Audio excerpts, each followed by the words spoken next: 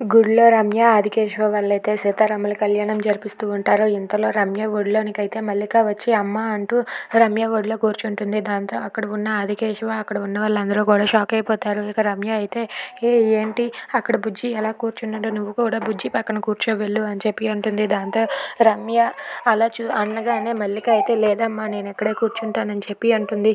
నాకు పూజ చేసుకోవడానికి ఇబ్బంది అవుతుంది కదా, నువ్వు ఇక్కడి నుండి వెళ్తావా లేదా, లెగ్గు అని చెప్పి రమ్య అయితే మల్లికతో అంటుంది. అది వినగానే బుజ్జి అయితే చాలా బాధపడతాడు.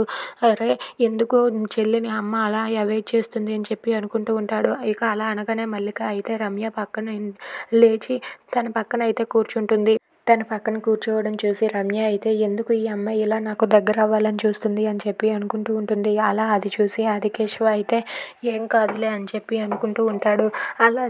అలా రమ్య, ఆదికేశవ వాళ్ళిద్దరూ కూడా కలిసి సీతారాముల కళ్యాణాన్ని జరిపిస్తూ ఉంటారు. అది చూసి అక్కడ ఉన్న బుజ్జి, మల్లిక వాళ్ళైతే చాలా సంతోషిస్తూ ఉంటారు. ఇక కీర్తన, గౌతమ్ అయితే అక్కడి నుండి చూసి చాలా సంబరపడుతూ ఉంటారు. ఇక వాళ్ళ అన్నయ్య వదినలను కలిపిందని కీర్తన అయితే చాలా సంతోషిస్తూ ఉంటుంది. అలా వాళ్ళైతే సీతారాముల కళ్యాణాన్ని అయితే జరిపిస్తారు.